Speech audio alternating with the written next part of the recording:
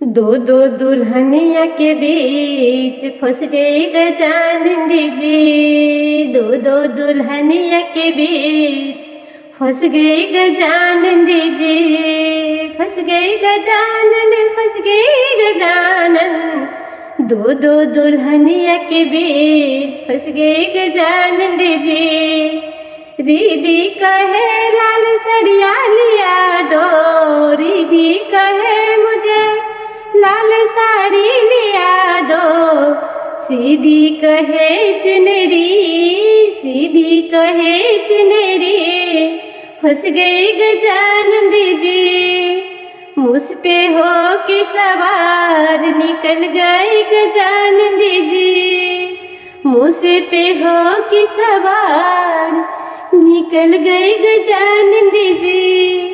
दो दो दुल्हनिया के बीच फंस गई गजानन जी।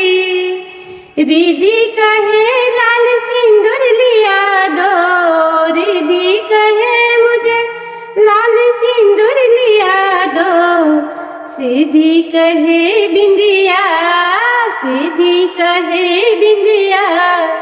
फंस गई गजानन जी, फंस गई गजानन, फंस गई गजानन। दो दो दुल्हनिया के बीच फंस गई गजानन जी।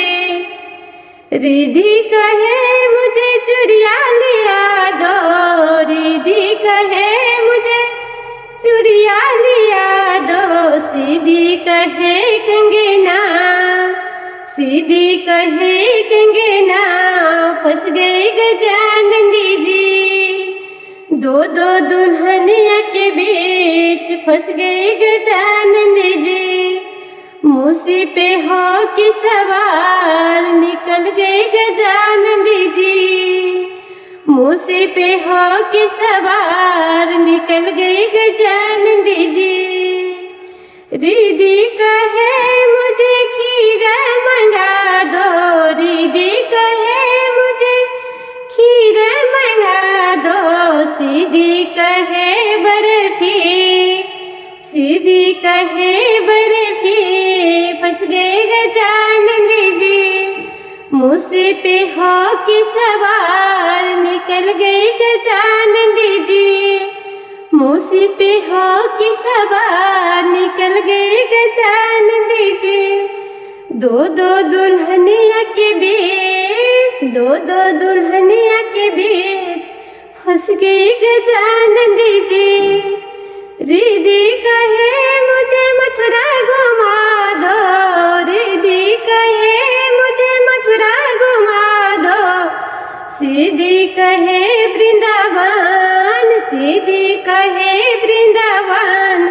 फंस गई गजानन जी, मुझ पे हो के सवार, मुझ पे हो के सवार निकल गई गजानन जी। दो दो दुल्हनिया के बीच, दो दो दुल्हनिया के बीच फंस गई गजानन जी। रिधि कहे मुझे मैया गौरा बुला दो, रिधि कहे मुझे मैया गौरा बुला दो। सीधी कहे शिव जी, सीधी कहे शिव जी। मुझ पे हो के सवार निकल गए गजानन जी। मुझ पे हो के सवार निकल गए गजानन जी। दो दो दुल्हनिया के बीच फंस गई गजानन जी।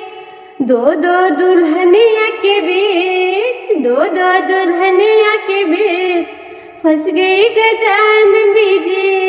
दो दो दुल्हनिया के बीच फंस गई गजानन जी। फंस गई गजानन, फंस गई गजानन। मुझ पे हो के सवार निकल गए गजानन जी। मुझ पे हो के सवार निकल गए गजानन जी।